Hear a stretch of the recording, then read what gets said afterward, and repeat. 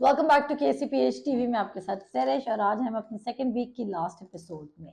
लेकिन ये टॉपिक आगे जाएगा जब तक रेजरेक्शन डे आ नहीं जाता। और मैं मान रखती हूँ कि ये आपके तमाम क्वेश्चंस और क्यूरीज को क्लियर कर देगा। और आपको अगर ये टॉपिक समझ आ रहा है तो मैं चाहती हूँ कि आप पीछे जाके भी सारी वीडियोस को देखें ताकि आपको अंडरस्टैंडिंग मिले। और हाफ अंडरस्टैंडिंग में नहीं चलना, क्योंकि अगर आप नावाकिफ रहेंगे तो कलाम कहता है कि मेरे लोग अदने मार्फत की वजह से हलाक होंगे। हम नावाकिफ नहीं रहेंगे, क्योंकि अगर हम नावाकिफ रहेंगे तो हम किस चीज़ों पे मिस कर देंगे। क्या आप चाहते हैं कि यीशु मसीह ने कहा था मैं इसलिए आया कि तुम जिंदगी पाओ और कसरत की जिंदगी पाओ, उसको आप मिस आउट कर दें?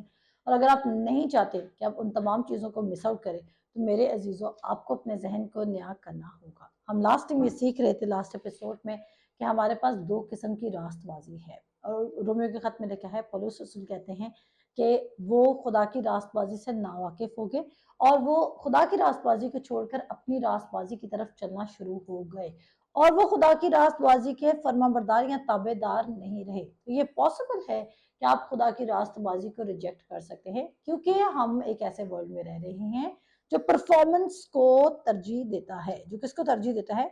परफॉर्मेंस को वैल्यू देता है। तो क्या आपने परफॉर्मेंस मेंटालिटी में लिव करना है?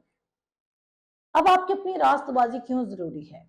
देखें, आपको मैं बताना चाहती हूँ दो तरह की रास्तबाजी। अब मैंने ये नहीं कहा, गौर से सुनिएगा, मैं ये नहीं कह रही कि अब आप मसीह यीशु में रास्तबाज हैं तो अब आप लोगों के साथ कुछ भी करें, खुदा ने आपको कुछ नहीं। बेशक ये ट्रू स्टेटमेंट है कि आप मसीह यीशु में रास्तबाज हैं और खुदा आपके किसी भी काम का बदला नहीं देगा।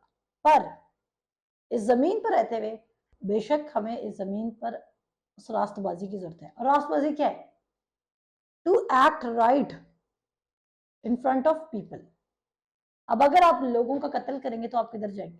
जेल में जाएंगे। अब आप ये नहीं कह सकते मैंने कत्ल किया और खुदा ने मुझे सजा दी कि मैं जेल में चला गया। वो सजा आपको खुदा ने नहीं दी, वो आपको गवर्नमेंट, आपकी कंट्री की गवर्नमेंट ने सजा दी। According to law and order आपने किसी का कत्ल किया और आपकी कंट्री के लॉ एंड ऑर्डर के मुताबिक जब आप किसी का कत्ल करेंगे तो आपको whatever, आपको you will be sentenced to death. ठीक है जी, आपके ऊपर दफा लगेगी। आप जो भी उसको कहते हैं लॉ एंड ऑर्डर के टर्म्स में कि आपको जेल में फेंका जाएगा और आपको उम्र कैद हो सकती है, सजाए मौत हो सकती है या कुछ भी हो सकता है। अब आपने किसी के साथ बुरा सलूक किया तो आप, जाहिर बात है, वो बंदा रिटर्न में आपके साथ बुरा सलूक करेगा। आपने किसी का रेप किया, आपने अडल्ट्री की, आप जो भी काम कर रहे हैं उसके कॉन्सिक्वेंसेस हैं। लोगों के साथ रिलेशनशिप बिल्ड करने के लिए हमें उनके साथ एक्ट राइट करना है, लेकिन वो इसलिए नहीं करना क्योंकि अगर हम लोगों के साथ एक्ट राइट करेंगे तो हम खुदा की नज़र में मकबूल ठहरेंगे।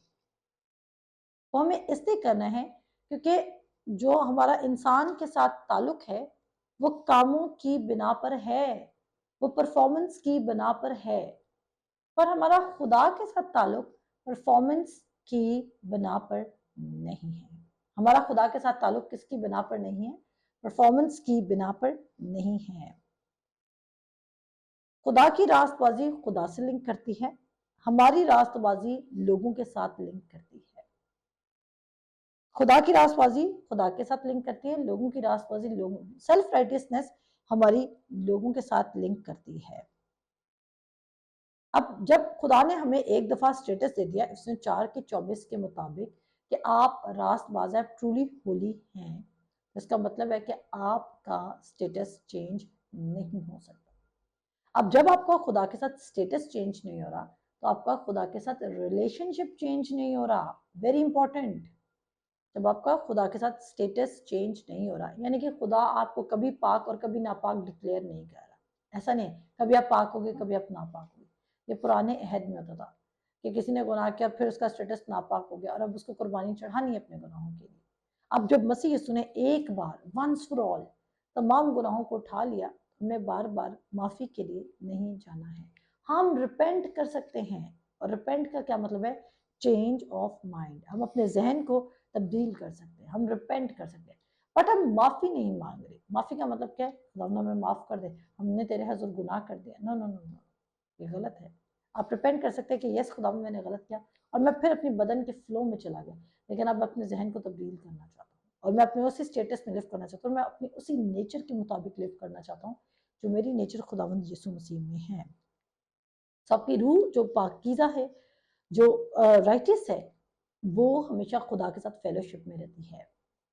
लेकिन इस ज़मीन पर हमें लोगों के साथ ताल्लुकात रखने के लिए अपनी रास्तबाजी में चलना पड़ता है, और अपनी रास्तबाजी सिर्फ लोगों के लिए इम्पोर्टेंट है। आपके अच्छे या बुरे काम आपके ज़मीन पर ताल्लुकात के लिए ज़रूरी हैं। आपके अच्छे और बुरे कामों का खुदा के ताल्लुकात से कोई ताल्लुक नहीं है। और आप कहेंगे ऐसा कैसे हो सकता है, अब हम कुछ भी करते रहें। मैंने फिर कहा, इस ज़मीन पर आप जो भी एक्ट करेंगे उसके कॉन्सिक्वेंसेस हैं। और क्या कॉन्सिक्वेंसेस है कि जो आप बोएंगे वो आप काटेंगे। आप खुदा को मॉक नहीं कर सकते। अब आप गलत बोई जा रहे हैं, आप सो कर जा रहे हैं अपनी लाइफ में, इवल सो करें, तो आप एक्सपेक्ट करें कि आप लाइफ को रीप करेंगे, ऐसा नहीं है। आप जो सो कर रहे हैं आप वही रीप करेंगे। अब क्या आप अपनी जिंदगी में सो कर रहे हैं? खुदा को आपने कैसे अप्रोच करना है? मैंने कहा लोगों को आपने कामों की बेसिस पर अप्रोच करना है। देखिए, अगर आप अपने ऑफिस रोज लेट जाएंगे तो आपको क्या लगता है कि आपको प्रमोशन या इंक्रीमेंट मिलेगा? बिल्कुल भी नहीं। अगर आप रोज अपने बॉस का काम डिले कर रहे हैं और आप कर ही नहीं रहे तो आपको क्या लगता है कि आपका बॉस आपको पसंद करेगा? हरगिज नहीं। अगर आप अपने पेरेंट्स के डिसोबीडिएंट है तो क्या आप अपने पेरेंट्स के फेवरेट चाइल्ड रहेंगे? बिल्कुल भी नहीं। अगर आप अपने फ्रेंड्स को चीट करते हैं, बिट्रे करते हैं, तो क्या आप उनके फ्रेंड सर्कल में रहेंगे? बिल्कुल भी नहीं। अगर वाइफ हस्बैंड को चीट कर रही है तो क्या हस्बैंड उसके साथ रहना पसंद करेगा? हरगिज नहीं। मैरिज जो है वो डिवोर्स में टर्न हो सकती है, रिलेशनशिप खराब हो सकता है।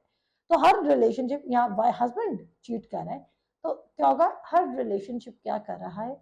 हर रिलेशनशिप अफेक्ट रखता है विद द वर्क्स प्रोग्रेस। यहाँ आप ये समझ लें, वर्किंग परफॉर्मेंस मैटर करती है रिलेशनशिप्स में। आपके स्कूल में भी आपकी वर्किंग परफॉर्मेंस मैटर करती है, लेकिन खुदा के साथ आपकी वर्किंग परफॉर्मेंस मैटर नहीं करती।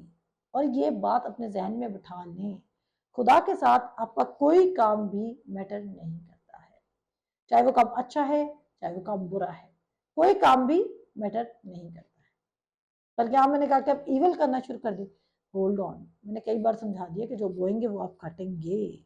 और अगर आप खुदा की नेचर के साथ चल रहे हैं तो आप बुराई कर कैसे सकते हैं? अगर आप अपनी ठीक फितरत में चल रहे हैं। देखें, ये सवाल सिर्फ वो लोग करेंगे जो ये कहते हैं कि हम रास्तबाज हो चुके हैं लेकिन वो उसको रियली कंसिडर नहीं करें। अगर मैं रास्तबाज हो चुकी हूँ तो मैं रास्तबाजी के काम नहीं करूंगी। जब मैं हुई रास्तबाज तो क्या मैं इवल काम करूंगी? नहीं, मैं रास्तबाजी के काम करूंगी।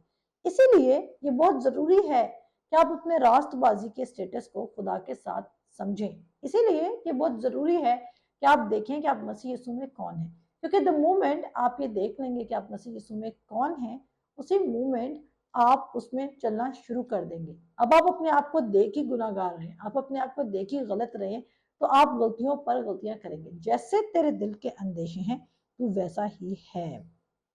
खुदावन ने आपके लिए स्पिरिट रेलम में सब कुछ कर दिया है। अब मसीह यीशु में कौन है ये भी डन डील है। और जब आपने खुदा यीशु मसीह के पास गए थे गुनाहों की माफी के लिए, उस टाइम आपने एक काम भी नहीं किया था। कोई एक काम भी आपने ऐसा नहीं किया था जिसकी बेसिस पे आप ये कह सकें कि इस वजह की वजह से मुझे खुदा ने सेलेक्ट किया है। अब जितना ज्यादा आप अपनी क्राइस्ट आइडेंटिटी पे फोकस्ड होंगे उतने ज्यादा आप अपने आप को राइटियस एंड होली देखेंगे। और जिस कदर ज्यादा आप अपने आप को राइटियस एंड होली देखेंगे उस कदर ज्यादा आप अपनी ट्रू नेचर के मुताबिक बिहेव करेंगे। आप क्या करेंगे? आप लोगों की जिंदगी में रास्तबाजी के काम बोना शुरू करेंगे। आप लोगों की जिंदगी में लव, जेनरोसिटी, पीस सो करना शुरू करेंगे। और जिस कदर ज्यादा आप लोगों की जिंदगी में वो बोना शुरू करेंगे उस कदर ज्यादा आपकी जिंदगी में उसके ही एक्सपीरियंसेस मूव करना शुरू करेंगे। जब आप मसीह की शनाख्त में चल रहे हैं तो ऑफ कोर्स आप मसीह जैसी विक्ट्री को एक्सपीरियंस भी करेंगे।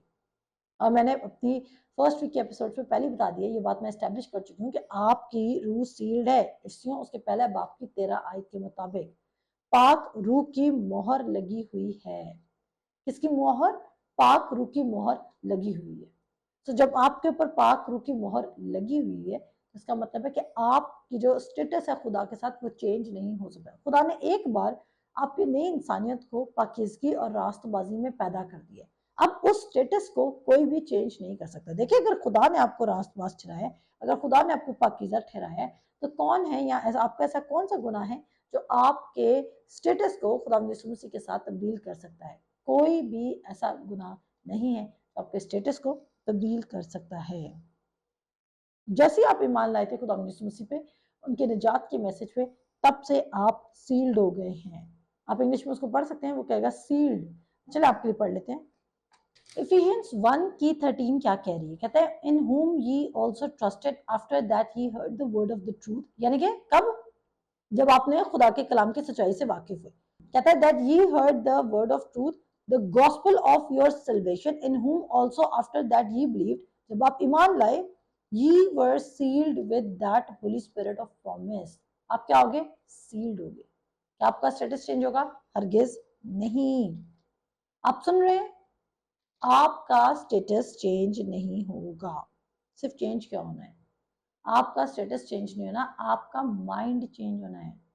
आपका माइंड रिन्यू होना है। और अब क्या करें? क्या आप अपने माइंड को रिन्यू कर रहे हैं? अब अगर आप गुनाह करते हैं बॉर्न अगेन होने के बाद, तो आपके बदन को इफेक्ट करेगा, आपके सोलिश पार्ट को इफेक्ट करेगा, आपके जज्बात को इफेक्ट करेगा, बट वो आपके स्पिरिट में नहीं घुस सकता। अब जब आपका खुदा के साथ ताल्लुक स्पिरिट टू स्पिरिट है, तो मेरे अजीजों जो भी आपके आउटर एक्शंस है, यानी कि वो गुडनेस है, गुड एक्शंस है या बैड एक्शंस है, बुरे काम में, अच्छे काम में, क्या वो आपके स्पिरिट में जा सकते हैं? नहीं, क्योंकि स्पिरिट क्या होगी? सील्ड होगी। जाए पढ़े उसका पहला बाब उसकी 13 आयत, इंग्लिश में पढ़िएगा, ज्यादा अच्छी समझ आएगी। सील्ड हो चुकी है, एक चीज ही सील्ड हो चुकी है, तो उसके अंदर कैसे सिन पेनिट्रेट करेगा? सिन किधर पेनिट्रेट करेगा? सिन के कॉन्सिक्वेंसेस किधर होंगे? सिन के कॉन्सिक्वेंसेस आपके बदन में होंगे, आपके जहन में होंगे, आपके दिल पे होंगे, क्योंकि आप गिल्टी फील करेंगे। लेकिन अगर आप गुनाह करके आए और आप कंडेम्ड फील कर रहे हैं, आपको लग रहा है कि अगर मैं खुदा में होता तो मैं ऐसा ना करता। अब शैतान आपको कंडेम, मैंने नहीं कहा कि अब आप मसीह यीशु में तो आप गुनाह करते जाए। मैंने कहा गुनाह की मजदूरी मौत है। वो मौत आपके रूह में दाखिल नहीं होगी, पर वो आपके बदन पर असर करेगी। आप अडल्ट्री करके आए, आप गलत काम करके आए, तो आपको लगता है कि आपकी बॉडी पे इफेक्ट होगा। यस, उसके कॉन्सिक्वेंसेस हैं, उसके कॉन्सिक्वेंसेस है, हम उसको डिनाई नहीं कर रहे। और ना ही मैं सिर्फ ओनली ग्रेस प्रीच कर रही हूँ, मैं ग्रेस एंड फेथ का बैलेंस प्रीच कर रही हूँ आपको। तो हम क्यों राइटियस काम करेंगे? क्योंकि हम राइटियस बन चुके हैं, हमारा स्टेटस ही बन चुका है, हम पाकीज़ा हो चुके हैं। अब मेरे अजीजों, अब खुदा के साथ आपका जो रिलेशनशिप है वो कामों की बेसिस पर नहीं है, पर इंसान के साथ आपका रिलेशनशिप कामों की बेसिस पर है। और अगर आपके बुरे काम होंगे तो कोई लोग आपको पसंद नहीं करेंगे। लेकिन इस टॉपिक को हम खुदा उनके फजल से कंटिन्यू करेंगे नेक्स्ट वीक में, और बिल्कुल शॉर्ट करके प्रिसाइज करके लेकर आऊंगी। और मैं आपको ज़रूर दावत दूंगी कि आप हमारे बाइबल स्कूल को ज्वाइन करें, ताकि आप अपनी ट्रू आइडेंटिटी में लिव कर सकें। सो खुदावंद आप सबको बरकत दे। खुदा हाफिज।